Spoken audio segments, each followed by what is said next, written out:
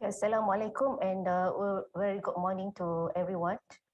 So I would like to welcome all the participants and also the panelists and the speakers to Grand CPC from Department of Pediatrics UKM. Thank you for joining us today. The title of our CPC today is An Infant with Difficult Airway. It's my pleasure to introduce the speakers and also the panelists that are going to be with us today. The case presentation will be started by Dr. Abdul Shukur Syahari, who is our pediatric registrar. He will present the clinical case, discuss the differential diagnosis and the approach based on the synopsis given to him earlier. Dr. Tai Chian Wern, our pediatric intensivist, will also be discussing the case and also on the progress as well as the literature review on this topic later on. We also fortunate to have four eminent invited panelists and also speakers with us today. They are Associate Professor Dr. Faizah Muhammad Zaki, who is a consultant pediatric radiologist from Radiology Department UKMMC, Professor Dr. Goh Bee See, Senior Consultant Otorinolaringologist from ENT Department STTM UKM, Dato Dr. Zakaria Zahari, Senior Consultant Pediatric Surgeon from Hospital Tunku Azizah Kuala Lumpur, and also Associate Professor Dr. Gan Chin Seng, Senior Consultant Pediatric Intensivist UKMMC, University Melayu Medical Center. Thank you for joining us today. All our panelists today is actually have also involved in the management of this patient earlier on, and they will also give their input and share their thoughts on and experience on this topic today. Okay, the questions and also answer will be at the end of the session. For the audience, you can, if you have any questions to the speaker or the panelist, you can type it on the Q&A box at the bottom of your screen. And for the attendance record, the link will be shared by Encik Bukhari at the end of the session. Okay. So without further ado, so I would like to invite Dr. Abdul Shukur Syahari to present the case presentation. You can share your slides, Dr. Shukur.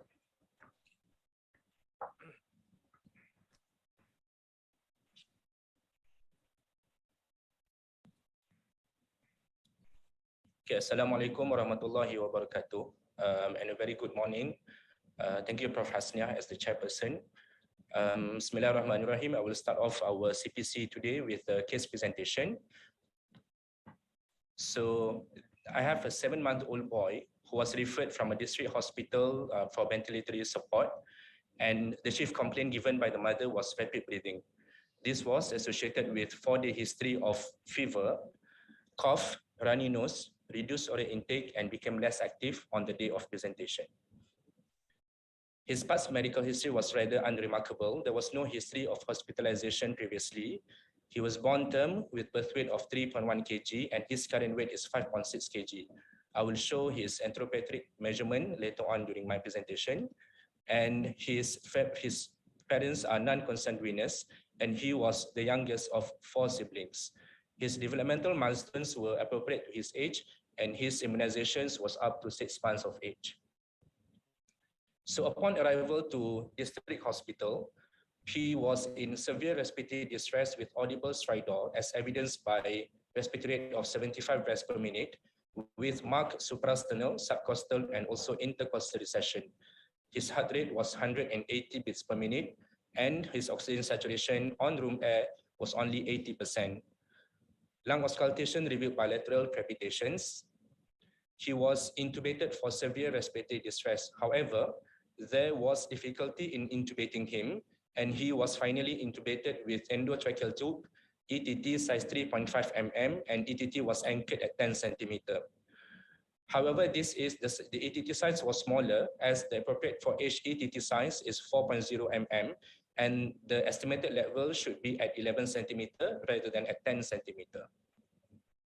So he was then transferred to PICU UKMMC, and on initial examination, he was noted to be small for his age and he had no dysmorphic features. His initial vital signs upon arrival was BP was normotensive with reading of 85/40 millimeter mercury. His heart rate improved to 140 beats per minute, and his oxygen saturations was 98% on FiO2 of 0.3. He was febrile with temperature of 38.5 degrees Celsius. His initial he was ventilated with fairly low ventilator setting with PIP of 15 centimeter water, BEEP of 5 centimeter water, rate 30 with FiO2 of 0.3 as I mentioned earlier. His respiratory examination reveals reduced breath sounds over the right middle and lower zones with crepitations. Other systemic examinations were otherwise unremarkable. So this is the anthropometric measurement for the patient. As we can see that his birth weight is 3.1 kg, which corresponds to 25th centile on the chart. However, at 7 months old, we can see that his weight, length, and also head circumference were all below 5th centile for the age. His initial blood investigation showed possible physiological anemia or chronic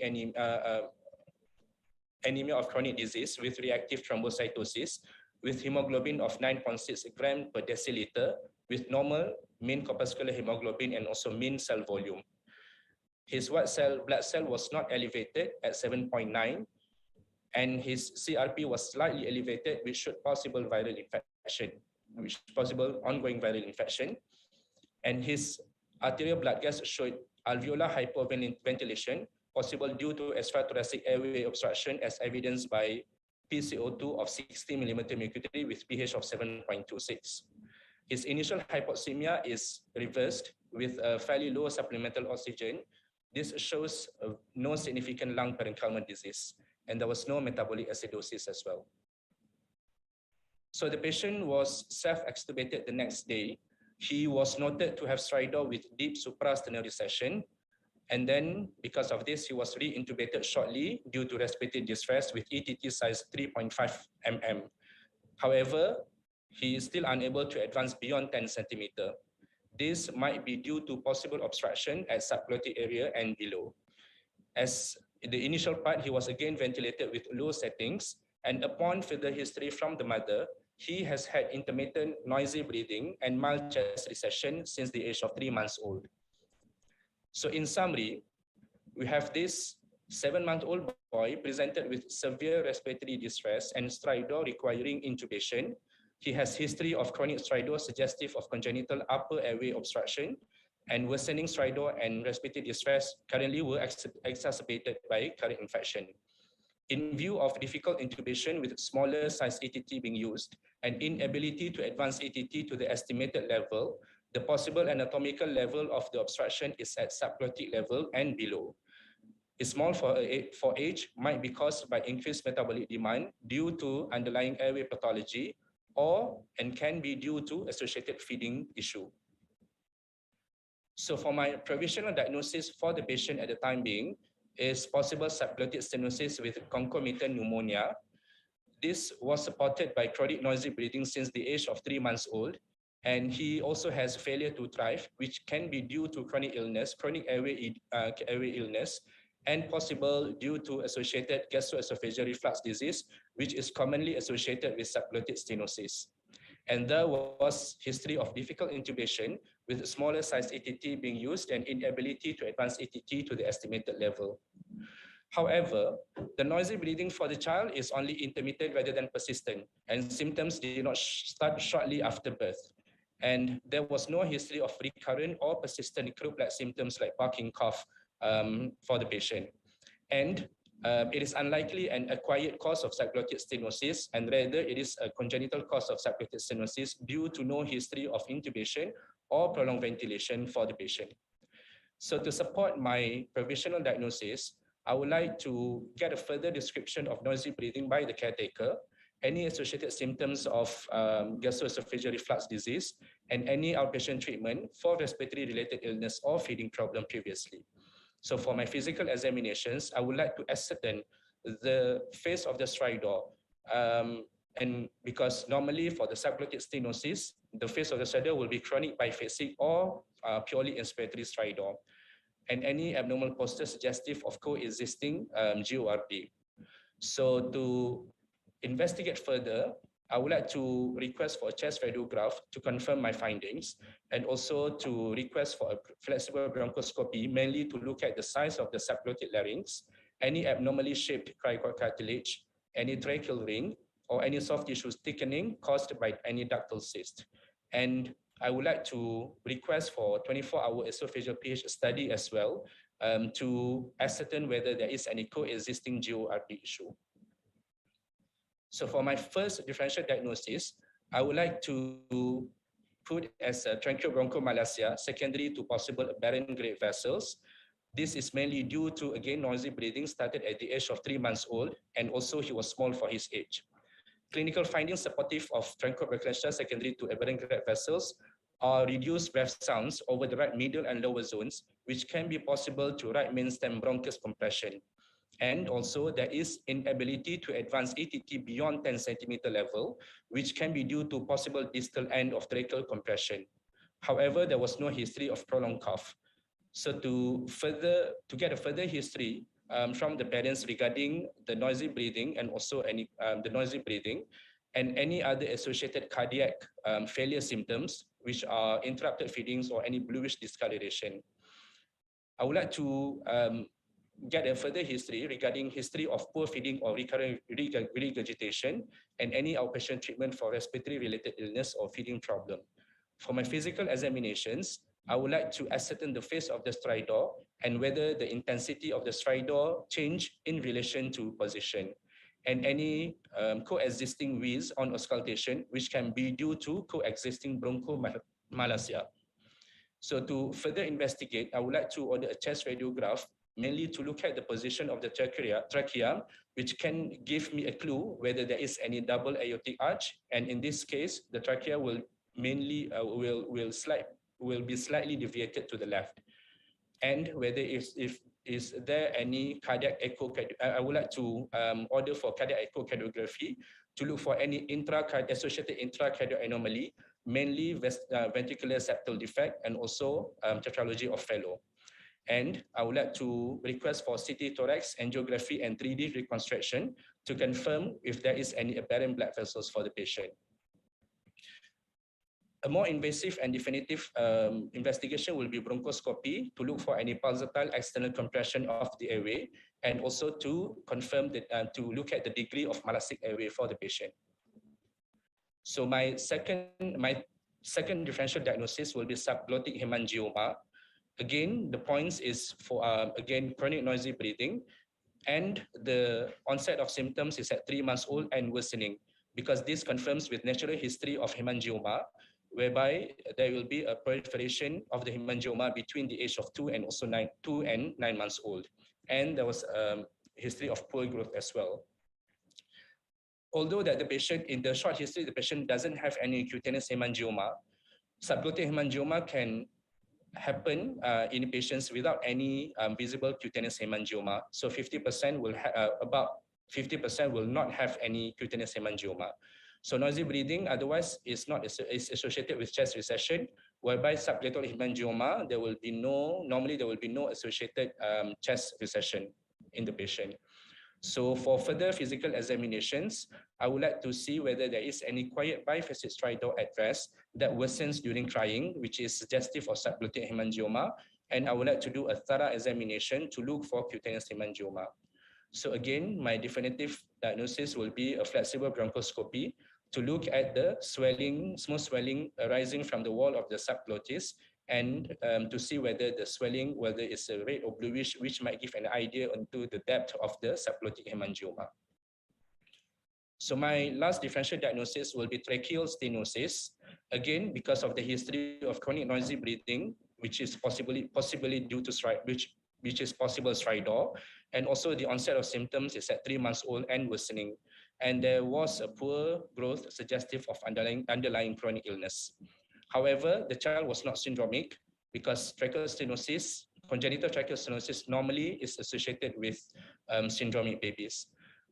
So, and the patient was ventilated with low ventilator setting as well, whereas in tracheal stenosis, they might need a high pressure to overcome the tracheal stenosis in mechanical ventilation. So in physical signs, I would like to look for the intensity and phase of the stridor, and also cardiovascular examination to look for associated cardiac anomalies. So to confirm my diagnosis, I would like to order for CT thorax with 3D reconstruction, echocardiogram to look for any associated intracardiac anomaly, and also bronchoscopy to look for the severity of the tracheal narrowing, the proportion of trachea affected, whether it is a long segment or short segment tracheal stenosis, and the presence of complete tracheal rings for the patient. Thank you. Thank you, Dr. Shuko. Dr. Tai will give you some of the information that you have requested, Dr. Tai. And also Prof. Faiza will show you the initial chest X-ray that was done for this patient. Good morning, everyone. Dr. Shuko, you asked about the more history regarding the stridor. So perhaps you can show the slides on the differentials. Sure. So the stridor did not change with position. Mother noticed that it was getting louder progressively, which was associated with more significant chest recessions. The mother could not, being a housewife, she could not tell you what was the phase of the stridor, whether it was inspiratory or biphasic. She denied any feeding difficulties with the child. The child did not have any cutaneous hemangioma. Cardiovascular examination was normal.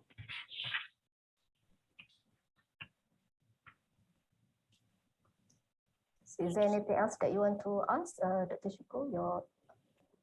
Sorry, can I just confirm if is there any associated GORD problems like cough post-feeding or recurrent regurgitation? Sorry, I might miss that. Oh, the mother denied all these. Okay. Okay.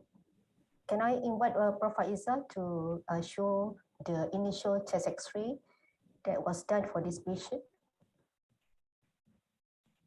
Okay, thank you very much, Prof. Hasnia. So may I share my screen, please? All right, so thank you to the Department of Pediatrics for inviting us to be part of this team. So Shuko, I have one chest radiograph that you have been requested. So this chest radiograph was performed at the time of presentation. So would you like to comment on the chest radiograph? Okay, thank you, Prof. Faiza. So this is a chest radiograph for the patient taken on the 7th of December 2017 on the day of presentation, and the projection of the chest radiograph is at AP position. So as we can see that I cannot fully delineate the trachea of the patient. But this chest radiograph is not rotated, and then there is increased haziness suggestive of consolidation over the right upper lobe, and then the inflation of the chest is at 9.5 posterior ribs, and it is not hyperinflated. The position of the ETT is at the T1 and T1 is at T1, and then there is a tube here, which possible is a RAS tube for the patient. So can you comment more about the ETT position? The position of the ETT is rather higher. Not the ideal position for the ETT is at the T1 level for the ETT placement. Okay, so what would be your impression as a whole? The consolidation, what do you think? What's the So cause? so in summary, so this is possible due to an aspiration pneumonia because it involves the right upper lobe, and then there is a suboptimal level of the ETT at T1, possible due to a distal tracheal airway or a subglottic airway obstruction. But yeah, that's all. Okay, so based on the extra clinical information that was given to you in the first chest X-ray, at this point, do you want to make any, in terms of your differential diagnosis, is there anything that you can exclude, or is that in terms of prioritize what will be the diagnosis, possible diagnosis at this stage, and what further investigation that you want to do next? So at this point of time, I cannot further exclude my differential diagnosis at the moment, but because all the different all the chest X-ray can still be the representative of the chest X-ray for all my provisional and also my differential diagnosis. But because of this, I would like to order for a further investigation to exclude and to confirm my diagnosis for the patient. So which one that you would actually proceed first from your list of the investigation? So as the patient is intubated and also there is an evidence of stridor with upper airway obstruction, I would like to order for flexible bronchoscopy to look into what is the possible cause of the upper airway obstruction. All right. So we will invite Prof. Dr. Goh Bee See to present her findings on airway endoscopy that was actually done for this patient. Okay. Thank you. Good morning, everyone. Thank you, Prof. Hasnia, for the invitations, and thanks to the Department of Pediatric for this sharing about this case. So I'm going to share with you the findings. The child was referred to ENT for the assessments of the upper airway. So in this case, he was intubated, but then to look at the airway that was that's from upper until the carina, it'd be good to do a tubeless anesthesia if we can maintain the airway. So usually this is how, this is before COVID, you can, the tube on this side using one of the laryngoscope, but at the side port, we can continue with the oxygen to the ventilator. So this is the findings of this child. As you can see from, this is a true cords, looks normal. Immediate subglottic looks normal. There is no subglottic swelling or mass in or hemangioma that the MO mentioned just now. But what you can see here, we'd like to pause here. There's a lot of inflammations, and you see that blood around that area. Most likely that's where the trauma from the tube and the area where they could not push further. So we counted. Another thing is to look at this lumen is small. So this is stenosis. When you look at the lumen, it looks small. And another thing to look at is posteriorly, there is a complete tracheal ring because we can't see the muscles at the posterior part. Usually there's a trachealis muscle, but you can see I have difficulty to advance further the telescope that I use. So this is the static view of the tracheal abnormality, complete tracheal ring from clinical assessment. And then the other parts, the true cord and false cord appear normal. The complete tracheal ring measured from the level of the vocal cord was about 4 centimeter. And clinically, it involved 6 tracheal rings. The tracheal mucosa inflamed. At the end, we intubated with size 3.5 ETT and anchored at 10 cm because you could not go further. As you can see, there's already a lot of trauma at that area. Another thing is, after that, we actually put in a flexible scope to see the air level up to carina. And we noted he also had the right tracheal bronchus. I would like to share with you how it looks like in the other child. So this was the finding for a laryngomalacia case where I perform supraglotoplasty, but usually we perform a diagnostic scope. So look at this tracheal mucosa. This is how it looks like when it's not inflamed. And the C shape of the tracheal ring. This is no complete tracheal ring because this is supposed to be normal to have posteriorly the trachealis muscle. So this is how it appears until the carina level. So with these telescopic findings, you also can see you can see the right upper bronchus. I think there's a right tracheal bronchus in this other case as well. Another case to illustrate again, subglottic, normal level, normal mucosa. But in this scope finding, I would like to highlight, this is how it looks like when there's tracheal malacia. This is in one of the Down syndrome patients, so they have tracheal malacia. But there's no complete tracheal ring because posteriorly you can see it's normal, it's a C-shaped trachea, and there's also a right tracheal bronchus. So this is how we perform a scope and also assessment for diagnostic purposes and to show the differences between the abnormality that the child had and also the other cases. So I think this is all from me, Prof. Hasnia, back to you. Thank you. Right. So you, Dr. Shuko, you know the findings. So the diagnosis is already quite clear at this stage. So what would be, you think, the next step that we would like to do? So the diagnosis now is actually tracheal stenosis secondary to complete tracheal ring.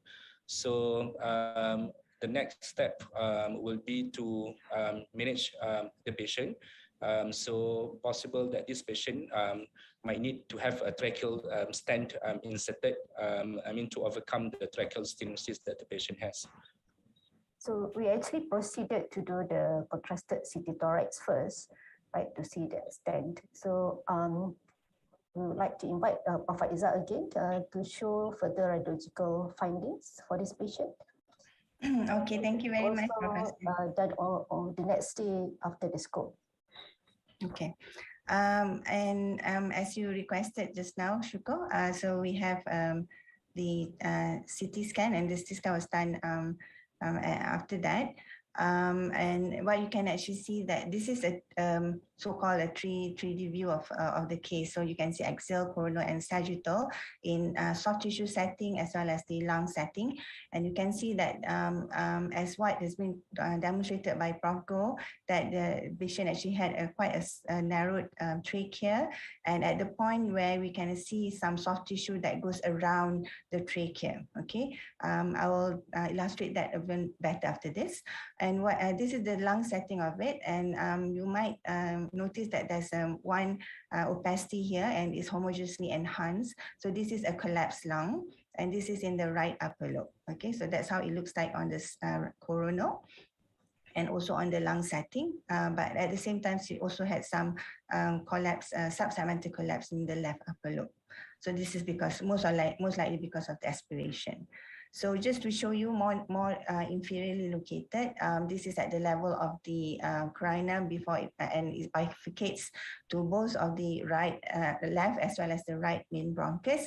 And you can see that the right main bronchus is slightly narrowed in the anteroposterior dimension, where in this case we would suspect there is some element of malacia, but maybe was not being seen because it's actually distal to the area of the stenosis, and that's the tracheal bronchus that was being seen by Prof. Goh on the scope.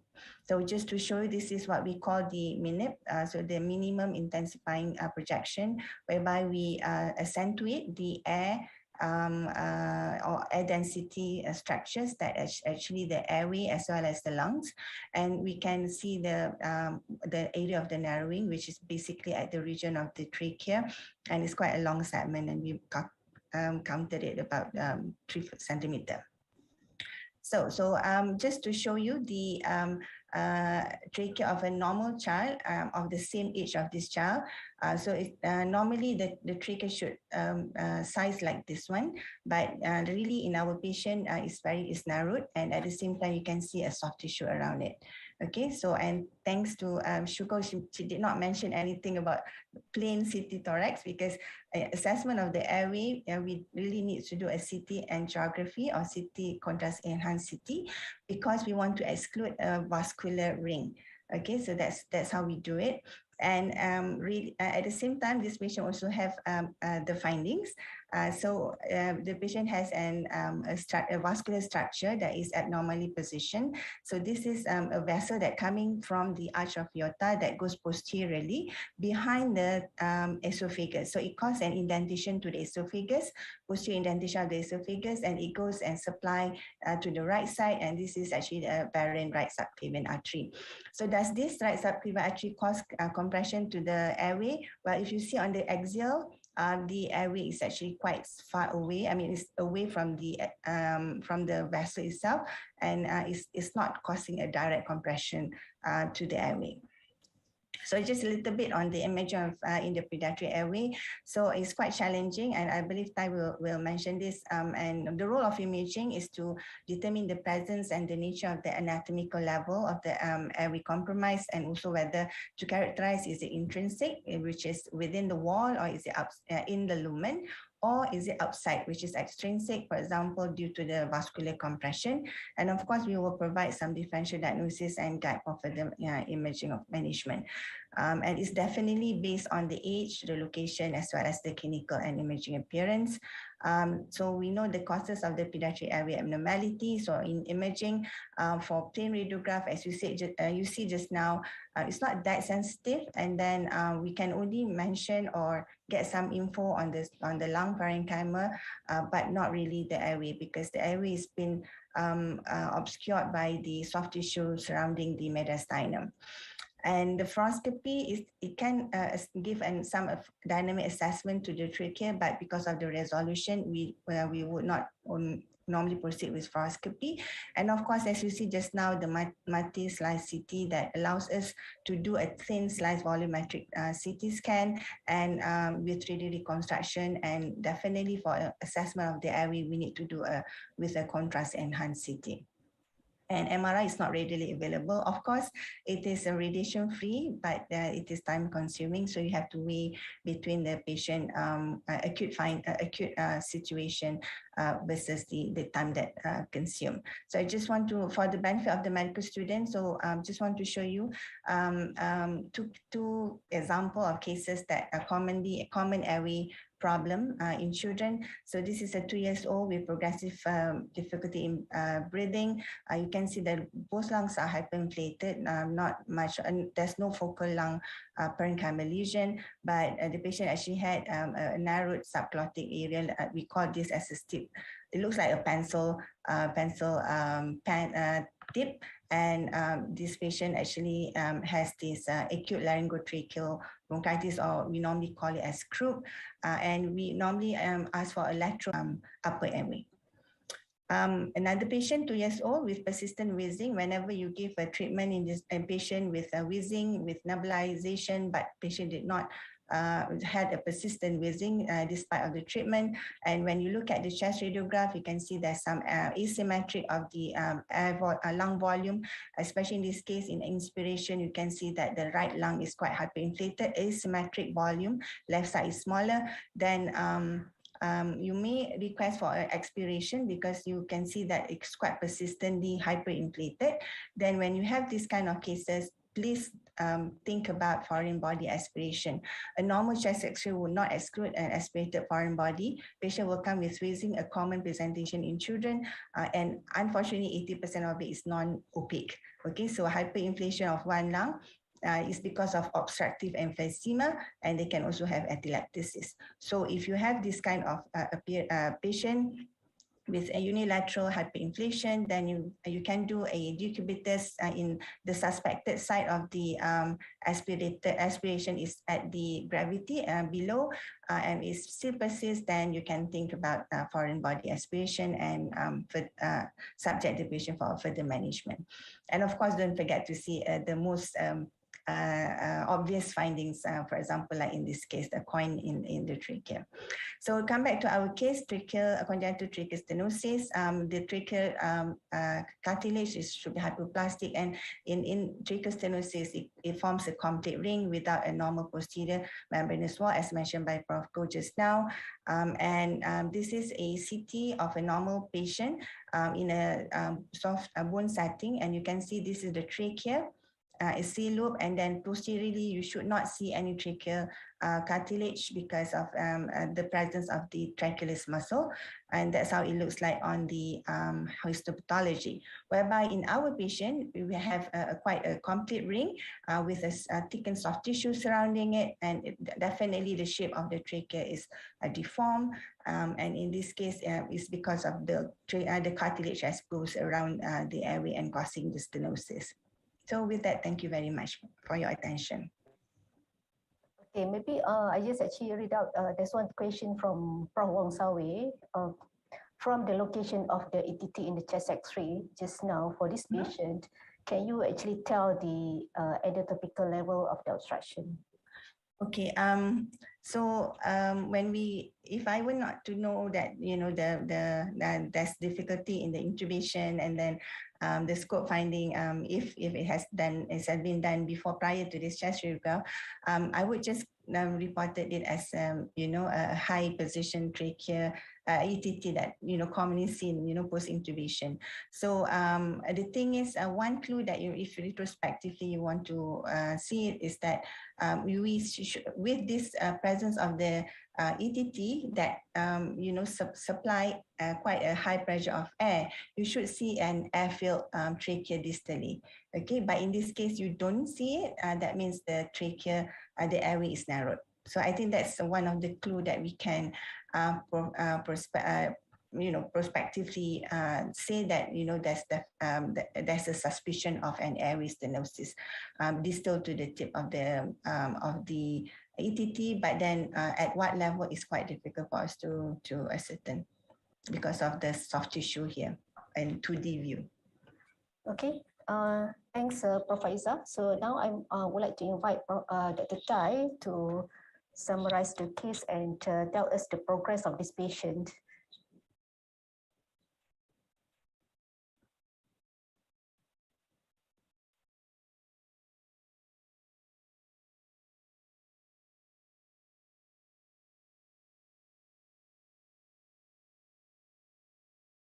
Thank you, Prof. Hasnia.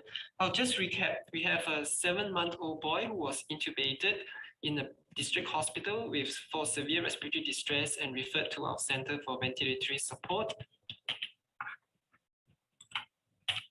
He self-extubated the next day and was re-intubated due to stridor and severe respiratory distress. There was difficulty in advancing the ETT beyond 10 centimeters. Because of this, we suspected tracheal stenosis and referred to Prof. Goh for an airway assessment, and subsequently a contrasted CT thorax was done and confirmed a diagnosis of long segment congenital tracheal stenosis secondary to complete tracheal rings.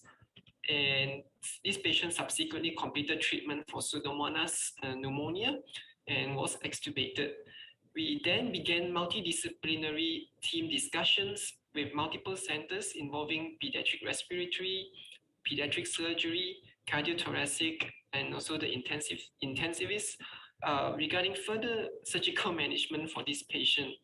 However, this plan is made difficult because of logistics issue and also the cost, because surgery would involve cardiopulmonary bypass. While waiting for this, the patient, however, deteriorated due to a nosocomial pneumonia and was re-intubated 3 weeks later. This time, patient required high ventilator settings and had 3 acute life-threatening episodes due to the pneumonia and as well as tube accidents. And subsequent, and this was also the final diagnosis we had: long segment tracheal stenosis secondary to complete tracheal rings associated with aberrant right subclavian artery. And this is a 3D printed model showing the tracheal stenosis here. So we finally referred the patient after this event to University Malaya Medical Center for surgical management. Yeah. And also involving actually Dato Dr. Zakaria as a senior consultant pediatric surgeon, that he's actually performed the surgery in the UMMC. Right. I'm now actually would like to invite Dato Dr. Zakaria, right? Is he here to discuss? Yes, okay. Thanks, Dato, for joining us. So he will actually talk on the surgical management of congenital tracheal stenosis, okay, related to this patient, and also his experience on managing a patient with congenital tracheal stenosis. Okay, without invite you to share your slides. Dato.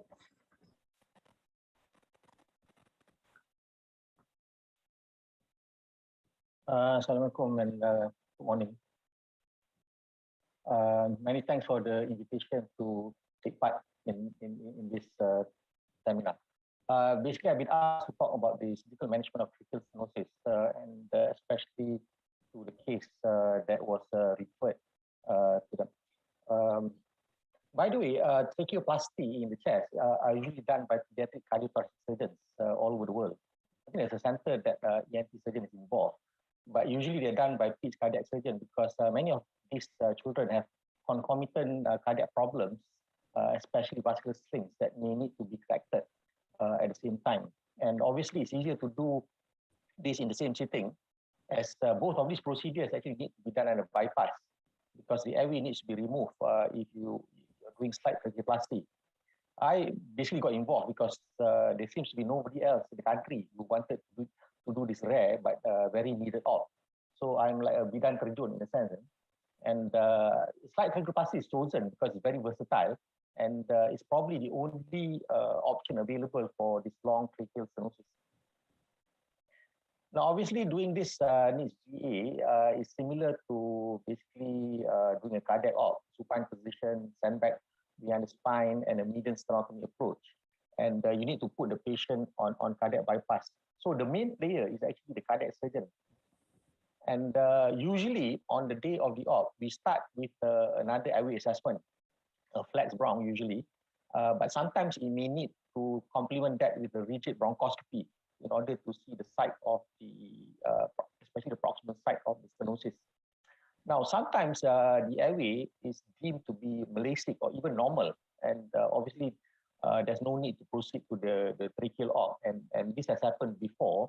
There may be some changes from the initial bronchoscopy, and if there is a tract stenosis, you may need to do a controlled intubation in the sense that you may need to do the insert the EDT and then do a flex bronch to see that you are just proximal to where the stenosis starts. Obviously, the op is done under median sternotomy, under cardiopulmonary bypass, and cardiac op, and this is done by the cardiothoracic team. And after they finish that, the slight tracheoplasty comes in. At that time, I think I was the only one doing it. But now, 5 years forwards, the cardiothoracic team both in Serdang and in IJN have taken over. So as you can see, I'm quite old. I'm retired, so somebody else needs to take the job for the country. And once that is done, we then reverse the bypass and close the chest.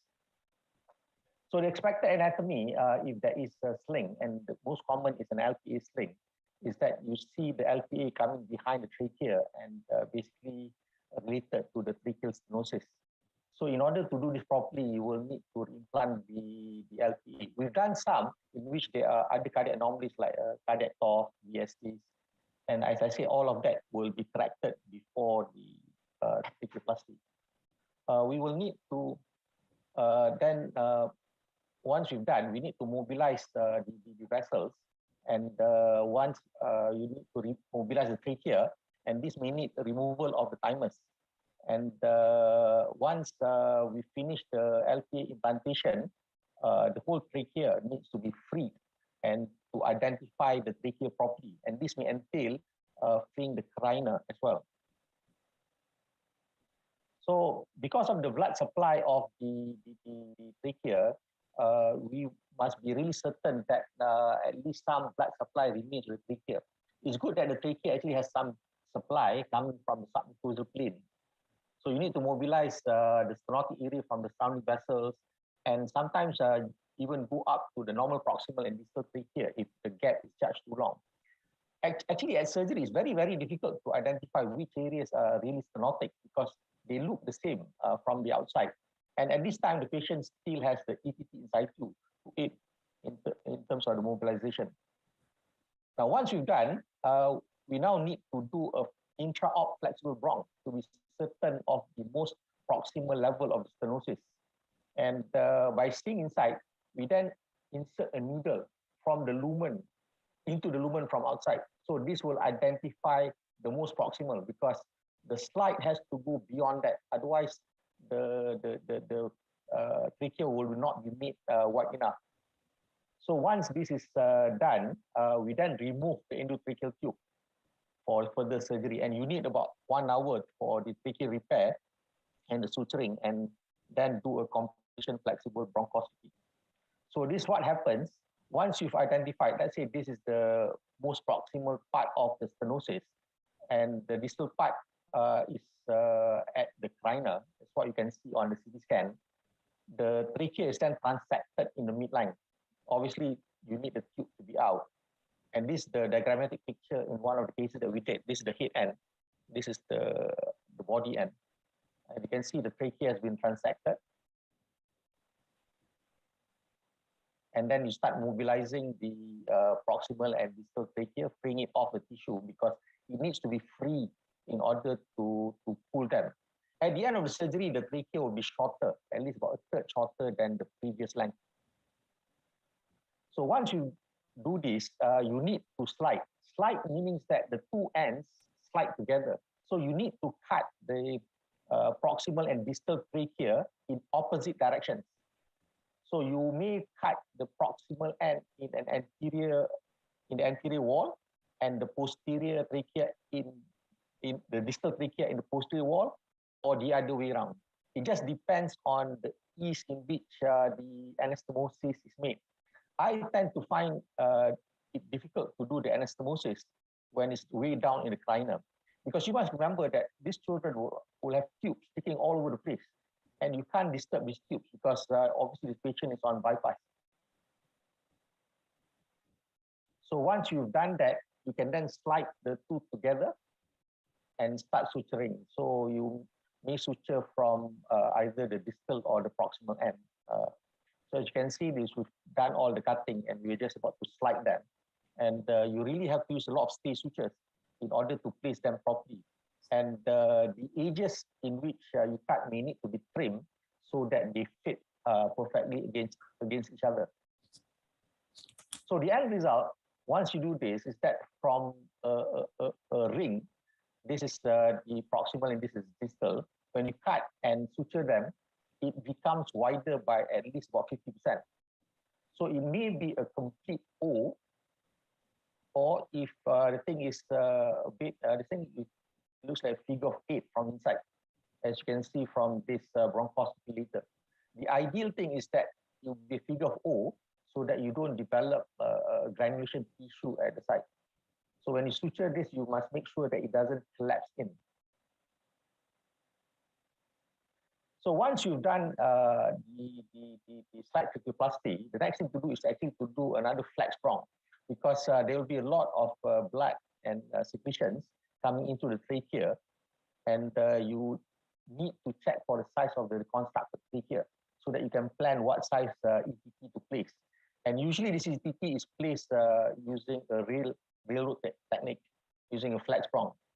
And I think in UM we used a microcuff, which I think in IJN we decided not to use a cuff tip at all. And once you do that, you check for air leaks on the suture line by using the bubble test. Basically inflate back with air and place some saline, and you can see bubbles coming out if there's a leak, and you may need further suturing. This rarely happens in most cases because the trachea takes sutures fairly well. So once that is completed, once you're happy that the suture line is intact, the bypass is reversed, and you watch for bleeding and see lung expansion on both sides and the saturation. And sometimes what happens is that the saturation may not come to normal at the start. And you may need to do further bronch and further suctioning. So the chest is then closed, a drain is put, there's no drain beside the trachea, it's just a standard mucinal drain. And the patients are then sent to ICU. Healing can be started early, and there have been some cases in the past that people have actually extubated them on table. But so far in our experience, all of them are sent back ventilated and slowly to be weaned off. And all the children will definitely need some form of bronchoscopic suction. And it's quite safe to do them as per needed. We've done it even at day 1. And as I said, the trachea is a fairly rigid structure. Flexible bronch will be done as per needed. And we've done it at day 1, day 3, whenever you want it. Okay, I'm not sure whether I'm supposed to discuss about Putra's case at the moment. I suppose because this is on him. What I remember, because this case was about almost 6 years ago, the opening of the chest and putting on bypass and the slight tracheoplasty was fairly uneventful. There was no problems at all. But when we opened up the trachea, we noticed that there was quite a bit of secretion. And I think the CNS from UKM that was sent through MSSA. And by the end of the surgery, there were no leaks and the child was quite comfortable. And in fact, after finishing the slight tracheoplasty, I left because I had an urgent case to do in HTA. And when they started reversing the patient, they noted that there was a lot of oozing coming from the peribronchial and the paratracheal region. And they had no choice but to use diatomy in order to stop this bleeding. But even then, they had problems. So in the end, it was decided to basically pack the chest and left the chest open because they just couldn't fully control the bleeding. And 24 hours later, they went back and explored. And at that time, the bleeding had stopped. And obviously, the sternum was closed. And I think at some point in time, about a week later, the child was sent back to UKM. And I think in UKM, this is what was noticed. Thanks to Tai for sending the video.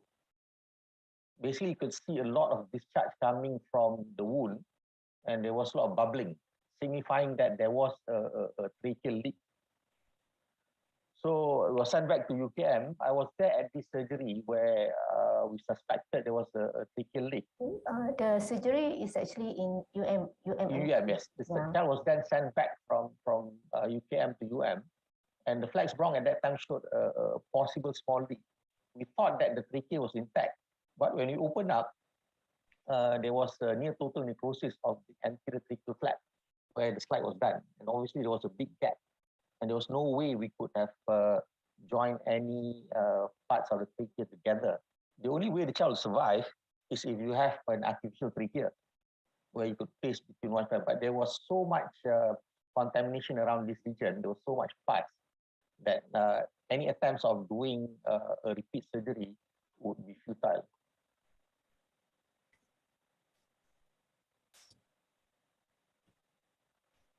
So eventually the child succumbed because obviously we couldn't salvage him. And the cause of death was labeled as a tracheal stenosis, post-flight tracheoplasty leading to mediastinitis and non-salvage. And I think we'll discuss this later in terms of the contributory factors. But I think the most important thing is that this surgery was done in presence of infection, which I think was a big no-no. We had debated this before the surgery, but we thought that we had to go ahead because there was so much problems maintaining his airway. And this infection led to the bleeding and the use of diatomy and packing. And this obviously compromised the blood supply further to the trachea. And from our series, we noted that any patient that had a prolonged ventilation and had a ventilator-associated pneumonia, the prognosis is not as good compared to, say, an elective case or a case which is stable going for surgery. Thank you. Okay, thank you, Dr. Zakaria. So now I would like to invite Prof. Gan from UMMC, Pediatric Intensivist, who was also involved in the management of this patient. Prof. Gan? Thank you, Prof. Hasnia, for the invitation. Thank you, Department of Pediatric of UKM. So, yeah, I have involved in the management of the child. So now we know the child has congenital tracheal stenosis and it's a severe type, and the severity depends on location, length, and the severity of the stenosis. And the severe type obviously have come with severe respiratory failure, and commonly is seen in the smaller child, neonates. And often this type of case, they are complex, associated with cardiovascular anomalies. So in this case, actually, there's aberrant right subclavian artery. About a third of them is isolated. And often they also associated with tracheal and bronchial malacia. And in complex cases, mortality can as high as 79% from the case series reported. So the management of this type of severe tracheal stenosis, obviously, you need corrective surgery.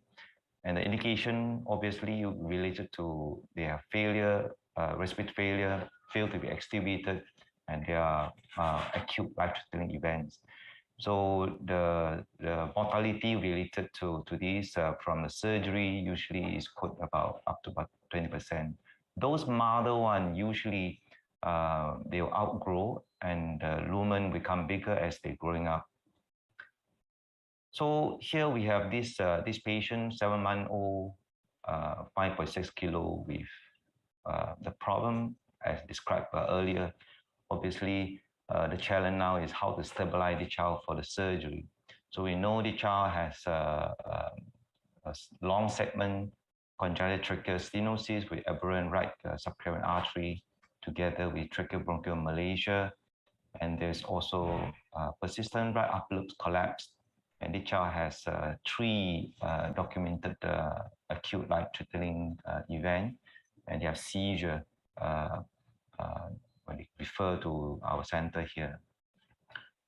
So the challenge in case like this, usually number one will be high airway resistance due to the tracheal stenosis itself.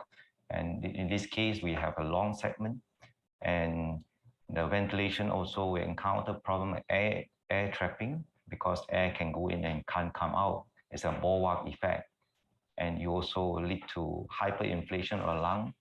So you can see from X-ray on the right that the lung is hyperinflated up to 10 posterior ribs. So it leads to carbon dioxide retention. The child could have requirement of high oxygen and frequently could have desaturation, hypotension, and bradycardia. So management of this is similar like managing a bronchial asthma, but it's even more challenging because of fixed narrowing, and in this case is also long segment of stenosis. So when you refer to our center, it initially was said to be a low setting, but upon checking the ET tubes level, actually is probably a slip-in. It was anchored at 12 centimeter, and the child had desaturation. We have to move the child tubes eventually to go back to 10, and 10 is still a little bit too deep, and by pulling up 9.5 centimeter, actually the airway pressure is lower. So for the desaturation, we have to hand back the child and find out the peak pressure could be as high as 60% with very minimum chest rise. The PEEP is important in this case because if we don't keep adequate PEEP, the air trapping will happen and there won't be any chest movement at all. And the strategy will be using lower rate, but maintain a higher expiratory time to avoid the air trap.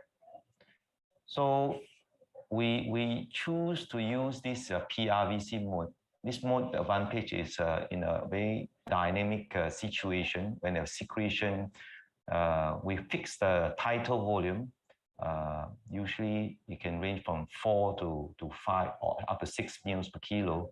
And the machine will adjust the pressure accordingly to get the tidal volume that required. So the strategy will be using a lower rate in this type of case. Then therefore you can actually get a longer expiratory time to get the trapped air to release. And with this mode, actually we could monitor the tidal volume. And what I want to point your attention to is look at the flow volume loop on the ventilation graphic. So because of the very small tidal volume that allowed to go in, the loop actually showing you there's hardly any air going in and out. So it's show there's bi level of obstruction. Going in is difficult and coming out is also difficult. So by monitoring the carbon dioxide level, we can titrate the minute volume accordingly to clear the carbon dioxide. So in this case, that the ventilation graphic could guide us a lot in the ventilations. Next would be how to tackle this hyperinflated lung. In a very severe case, when you don't see much of chest rise, lung is super hyperinflated. Sometimes we have to do manual squeezing of the lung to decompress the lung. And we need to give adequate sedation. Often we require muscle relaxant to do this. Next, we know that they have very narrow airway and very long segment. What we could do to optimize this narrow airway passage. So bronchoscopic lung tolerating is one of the effective way by looking at the area beyond the tubes and clear the secretion. And important is also to get the sampling for culture. And subsequently, what we practice is usually a measure suction. We need to be exactly sure where the tube is going, and preferably the suction catheter shouldn't go beyond the ET tube to avoid further trauma. And we use adrenaline nebulizer to dry up the secretion, use steroid, both systemic and nebulized form to reduce edema, need to have adequate antibiotic coverage, make sure the child is not fully overloaded, and ensure the nutrition and albumin level. So to prepare the child, actually have the MDT meeting. So as mentioned, this case involved a cardiothoracic surgeon. We need to invite someone from private, Mr. Lee, and also from Dato Zach, pediatric surgeon. We also involve ENT, respiratory physician, sit down and discuss about. So we know the child has a negative factor on the clinical outcome. Young age, small body size, long segment, and if this operation going to be long, you can do a negative factor as well. Prolonged duration of cardiopulmonary bypass time, and then if you need the surgery. So post-op management, since my topic is on a peri-operative management, so when they come back from theater, important to give them good anesthesia and sedation, and usually we'll be able to cut down the setting because immediately you could see the tidal volume improve dramatically, and the peak pressure also can be reduced, requirement FR to reduce. Important check on the hemodynamic stability because cardiopulmonary bypass was on, and fluid need to be restricted according to the protocol. And important also do as what it was done like pre-op, secretion clearance, continue with the steroid, and then antibiotic coverage. Bronchoscopic examinations, like what Dr. Zach has said, that it could be done on day 1, day 2. So in this case, actually was done at day 2. The reason is there are frequent desaturation and we encounter quite high airway resistance, but not as high as pre-op.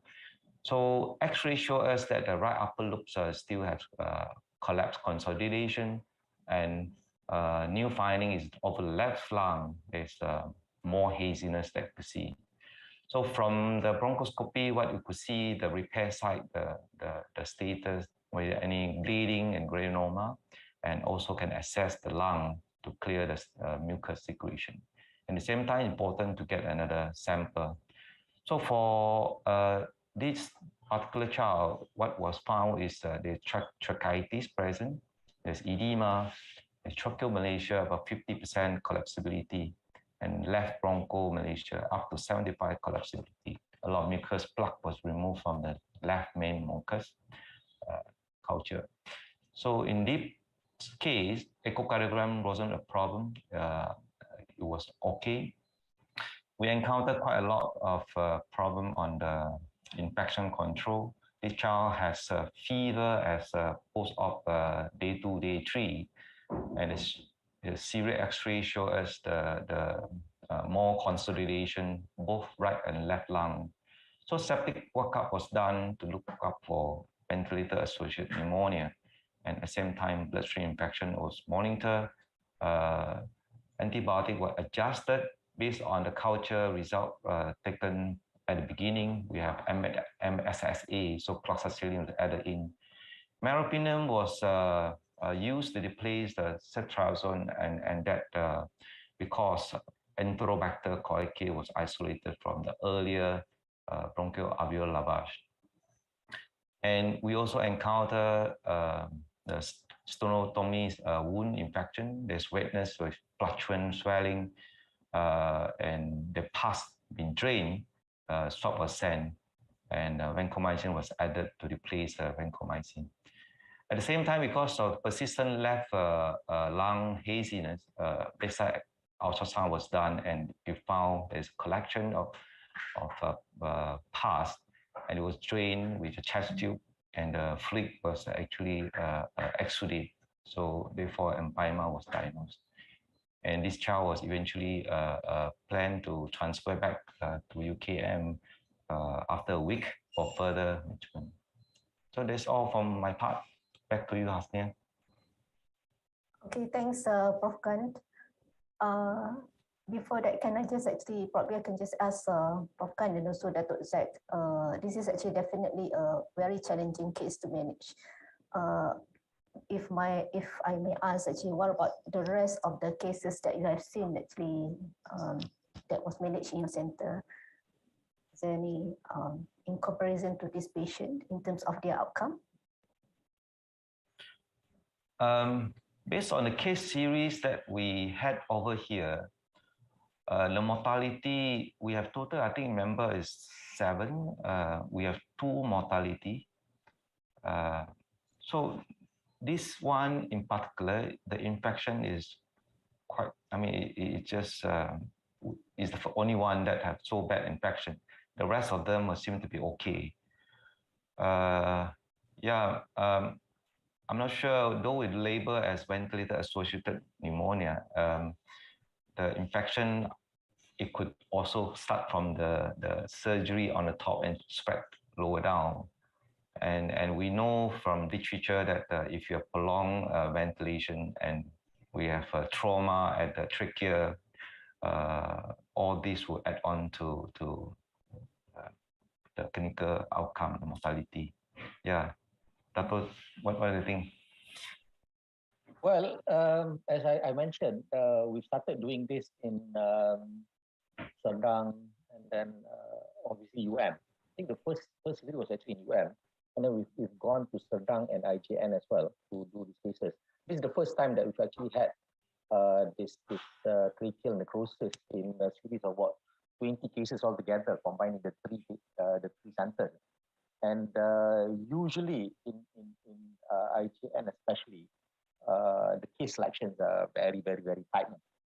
So obviously, because many of those cases will have cardiac surgery as well, if you don't clear, basically it will not be done. And most of the time, I suppose these children will succumb, will die before the op is done. I think we had, in a sense, no choice because we had problems ventilating the child to the op, and it was almost like damn if you do, damn if you don't kind of situation. And we basically chose the option of doing the surgery in the hope that that will improve. And I agree with Gan. I think the leak happened quite early. I don't think it was late, and I think it was slowly, progressively tracheal leak over time, and it took time to really become more clinically apparent. And basically, the ET tube was the one that was stenting the whole thing. But you know, at some point in time, once the whole thing is broken, you can't get effective ventilation, and that's when the problem started.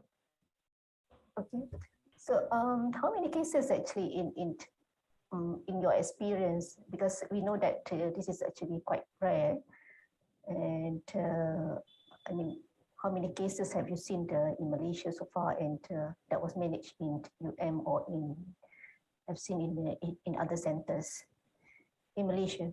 In so far in our series, between the 3 cases, and I suppose I'm the link person between all the 3 centers.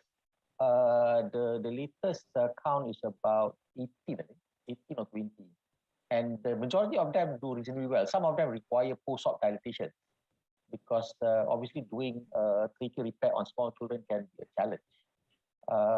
The mortality is usually later.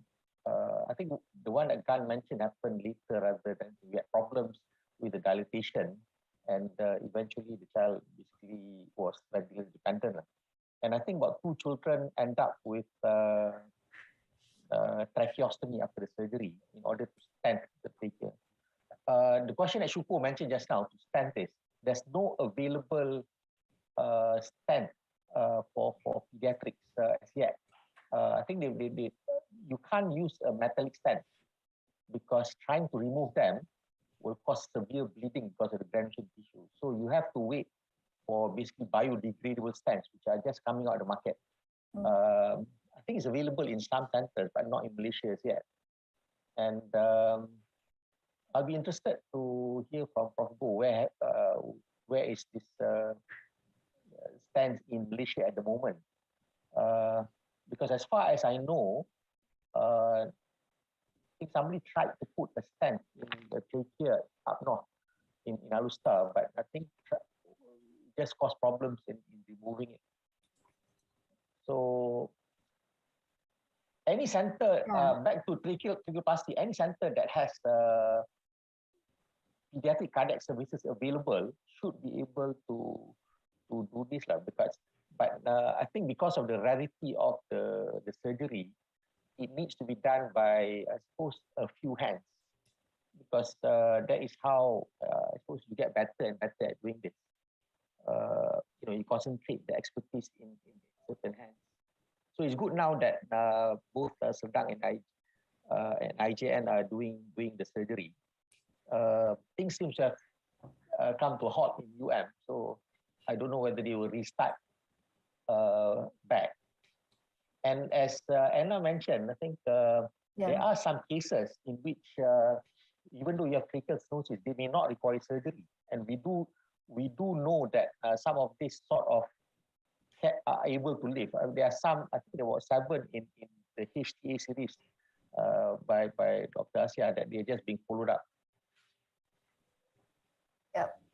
Okay. Thanks, Prof. Anna, for joining us, right?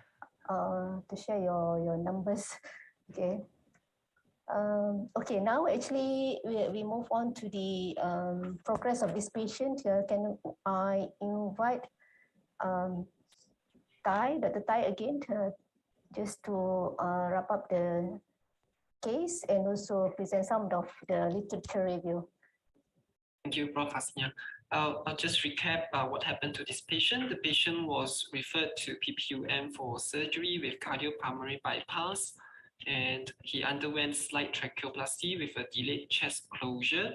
Unfortunately, he developed median sternotomy wound infection post-op, and he was transferred back to PPUKM for continuation of care at post-op day 7.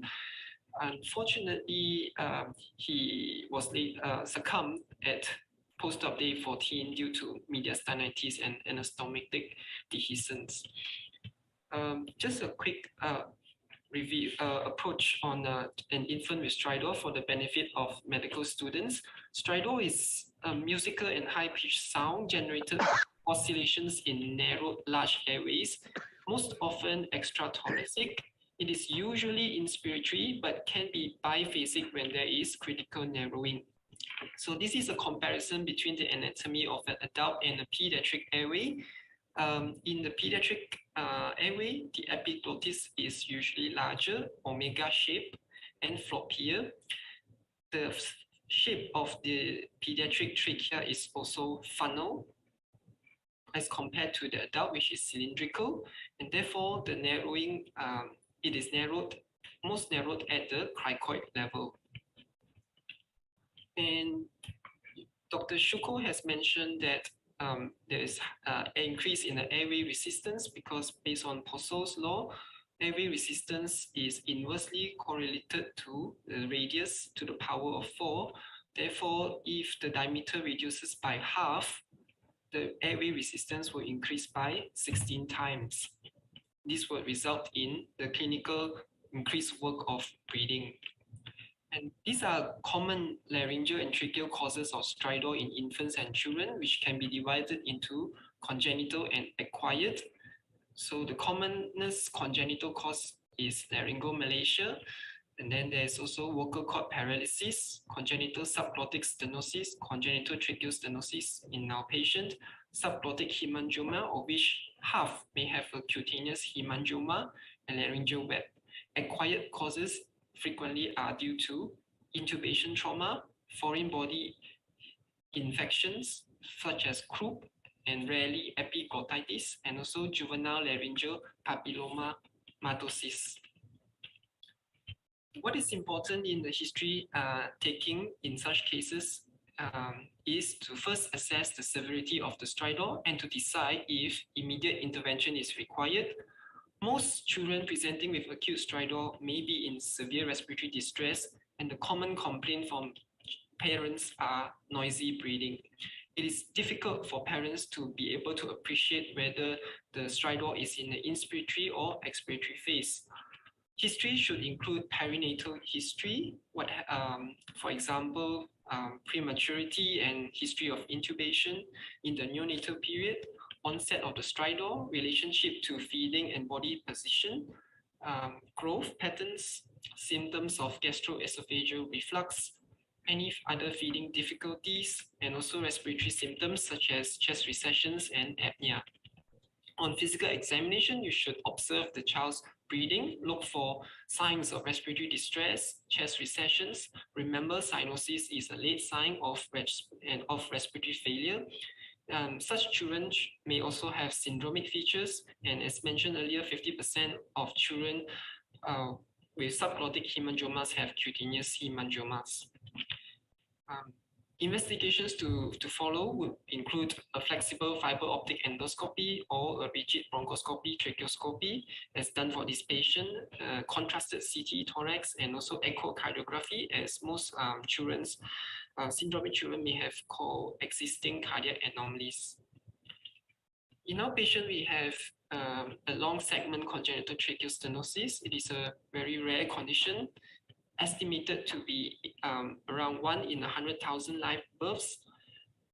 When it is defined when 50% of the length of the trachea is stenosed, which is almost always due to complete tracheal rings. 70% of these children have associated cardiovascular abnormalities. In our patient, he has aberrant right subclavian artery. And most of these children also have associated airway abnormalities. In the largest case series described from the UK, they found 13% of these children have anomalous right upper lobe bronchus. As in our patient, 17% have tracheal trifurcation and 9% have single lung. The common associated cardiovascular anomalies are left pulmonary artery sling, happening in almost 2/3 of the case series, ventricular septal defect, tetrarchy of Fallot, atrial septal defect, vascular ring, hypoplastic aortic arch, atrioventricular septal defect, truncus arteriosus, patent ductus, and many others. And these children actually have a wide spectrum of presentation. As Prof. Anna shared her case series, not all required surgery because they tend to have a milder form of presentation, but some have present with severe respiratory distress or respiratory failure even at birth and requiring extracorporeal membrane oxygenation support. And some patients only present when they have an recurrent respiratory infections, or they can remain asymptomatic until incidental diagnosis during elective intubation or presenting with a respiratory infection, as in our patient. So investigations to diagnose a long segment congenital tracheal stenosis involve bronchoscopy and a contrast enhanced CT of the airways, lungs, and heart, and also echocardiography to look for the associated cardiovascular anomalies. Management will involve making a diagnosis, stabilization of the patient, and preparing for definitive surgery. The surgery of choice in this era is slight tracheoplasty, which has been the popular choice since the 1980s, which would require cardiopulmonary bypass and concurrent repair of the coexisting cardiac lesions in the same setting. Post-op complications include a residual or re-stenosis later post-op, and stomatic dehiscence, mediastinitis, chylothorax, vocal cord paresis or paralysis, and also pulmonary hypertension. I'd like to present here the published case series of congenital long segment tracheal stenosis around the world. The largest series come from the UK Great Ormond Street Hospital Group, which reported 101 cases over the period of 17 years, followed by from China, 81 cases, the US, Boston Children's Hospital, 30 cases, Ireland, 26 cases, from South Korea, 18 cases, and from our neighbor Singapore, 11 cases. What we do notice is the median age on presentation is roughly similar for most, except a bit later in China, and they tend to have similar weight as well on presentation. Most of these children require pre-op ventilation, 55% from the UK, and closer to home, almost 63% in Singapore, and also 60% in Korea. About 1/10 of these patients require extracorporeal membrane oxygenation support due to respiratory failure, and post-op, about half require endoscopic re-intervention from the UK group. Don't have much data from the others. And most of them tend to have a fairly long ICU stay of around 20 days from the UK group, and up to over a year in certain severe cases. Mortality-wise, most of the mortality rates reported during in the Western world is around 10%. Very amazing to see low mortality rates from the Korean group, and can be as high as 45% from the Singapore case series. So in conclusion, infants presenting with congenital causes of stridor are relatively common. However, long segment congenital tracheal stenosis is rare and is frequently associated with cardiac and airway abnormalities. And specialized centers with multidisciplinary support have been shown so far to have as outcomes. Thank you for your attention. Thank you, Dr. Tai. Now actually we come to an end of the session. I don't see any more questions from the audience. So I think actually the main thing that the challenge in this case is actually to gather all the expertise at one centers So perhaps actually the way to improve the outcome in this in the cases that we've seen in our country is actually by centralizing the care, which is actually not easy to do. Okay. Is there any more comments from the panelists? I think if you want to improve the care, you need more pediatric cardiac surgeons. I think that's the thing that we don't have enough in the country. Because obviously there are many congenital hearts that need to be tackled. We just don't have enough. I don't know whether the present direct entry cardiac program, 6 years, and then I think they select who wants to do pediatric cardiac in the program itself will be the way forward. I think at least you will have people slated, primed to do pediatric cardiac from the word go. At the moment, I think it's too long to train to be a pediatric cardiac surgeon in the country. We had the same problem. We, meaning pediatric surgeons, had the same problem last time when we started in pediatric, in general surgery, and then you had to train some more in general surgery, and then only branch into pediatric surgery. Yeah. So by the time you become a pediatric surgeon, at that time you are already old. Okay. So you need young people to take up this kind of very challenging work. Obviously, you need time to mature and to develop as a reasonably good surgeon to do all this very complex work. Yeah. So for the students who are listening to, we need actually more and more experts in almost all field, right? Especially in this case, we need not just actually pediatric intensivists, right? Pulmonologists, pediatric radiologists, right? ENT surgeon, pediatric ENT surgeon, and also pediatric surgery as well as pediatric cardiologists, right? So there's a lot of actually expertise that we need together to manage this actually complicated case, right? Prof. Goh, do you have any comments to add on? Thank you, Pras. Yeah, I think congratulations to Dato Zack and the team for managing the tracheal stenosis, which is a very challenging case. I would like to say that early diagnosis, there's a question from Prof. Wong Sawi about early diagnosis. Would that make a difference? I think it may make a difference because, as you can see, infections will increase the risk of morbidity and mortality. So if the patient has stridor, we should evaluate early.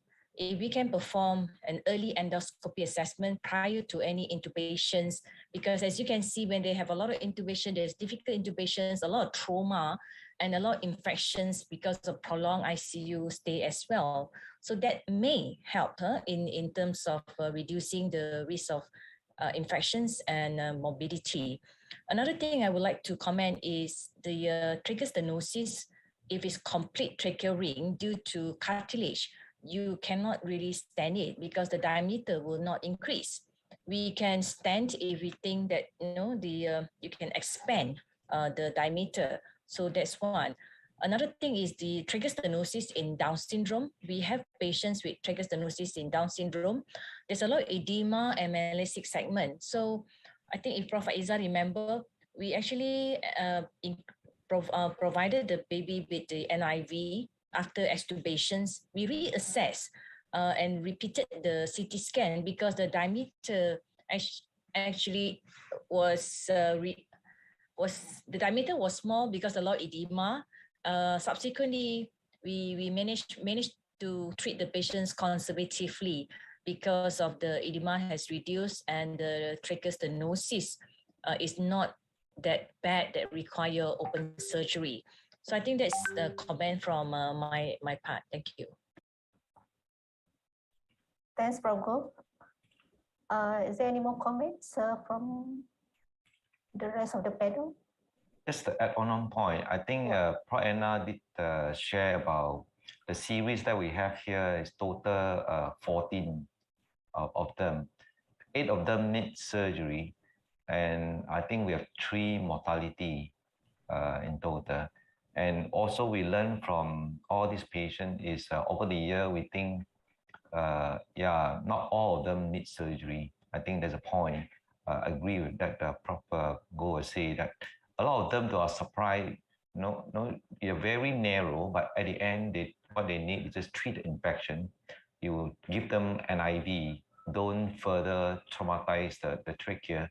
Usually the resolve. So we have used the approach now to use an IV early, and then treat the infection, dry the secretion, the edema, the steroid. They usually will outgrow, especially those slightly older one. Neonate, I think probably it will be challenging. Yeah, I think actually we also have another patient which is actually less severe than this, that just can be managed with the NIV, and later on can be weaned, and also he can be discharged without any surgery. So it really depends on severity. I suppose this case actually illustrate the end spectrum, which is actually quite severe, and also with a lot of complications prior to surgery. All right. Any more questions or any more comments from the panel? All right. So for the medical students, actually, what the take-home message is actually for you to know how to assess clinically a patient with a chronic stridor, and also identify how to identify the level of obstruction, and also plan the diagnostic modality, right? And I think with that, we will end the CPC today. For the medical students, can you actually just stay for a while there's a quiz for the medical students, right? Thank you very much. I would like to thank all the speakers and also panelists who attend our CPC today, right?